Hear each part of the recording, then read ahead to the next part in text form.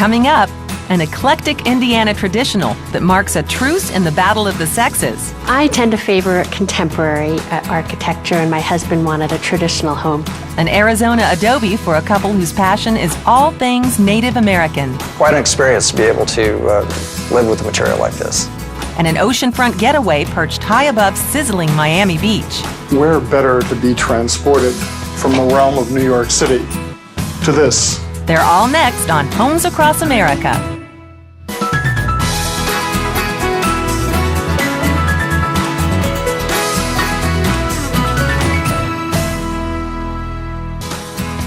Next, one of the things that really attracted me to this house is that it enables me to showcase the material that we collect and sell. An Arizona couple's hobby leads them to the perfect home. Stay tuned.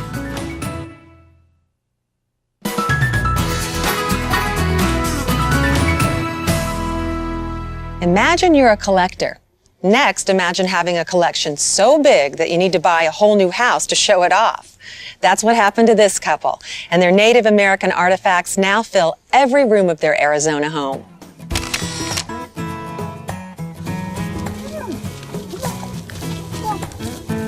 Yeah, I say we have a 30,000 70-acre ranch, and we don't have to work the cattle. Gail Getzwiller says this since the hilltop home she shares with her husband Steve sits right next to an old 30,000-acre cattle ranch that dates to the Spanish land grant days. They may not be ranchers, but they still feel a part of the West in another way. Steve works with Navajo weavers to produce and sell authentic wool weavings, and he's long collected Native American handicrafts. I've got one of the largest inventories of historic textiles in the country. My passion has always been with the contemporary and keep it moving forward and improving it. As their collection and business grew, Steve and Gail decided they needed a new place to live. Gail actually found this house. She thought it was perfect, and Steve agreed. One of the things that really attracted me to this house is that it enables me to showcase the material that we collect. And this example of Two Gray Hills 1920s weaving in the entryway floor and a 1930s Two Gray Hill on the wall definitely illustrate that point.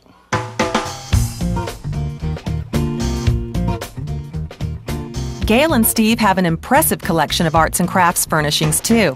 It's a perfect complement to the weavings in the house. This chandelier in the entry is by an arts and crafts architectural firm in Chicago. Hammered copper and mica lamps by early 20th century craftsman Dirk van Erp also set the right tone for the house. The house was built in 1980, but Steve and Gail have slowly made changes to make the house better suit their style. One of the latest things we've done to the living room is the mesquite floor, which is an imported plank that's from Argentina. It's rustic, so we have a lot of knots, a lot of variegation in the color. The detail strip is actually mesquite that is from the San Pedro River. It's an indigenous species in the area, and then it has a fruit wood inlay. And then to complement the mesquite floor, we had a custom mantle built, and again, the detail here is also mesquite from the San Pedro Valley. Another wonderful accent for decorating the southwestern styles utilizing Native American basketry. And we've been collecting baskets for about 30 years, and our Apache baskets date from the 1880s to the 1930s. They work so well with the wood, and I think the designs are just incredible. They're just wonderful works of art. A 6x9 contemporary Navajo weaving is another work of art. It took over a year to produce.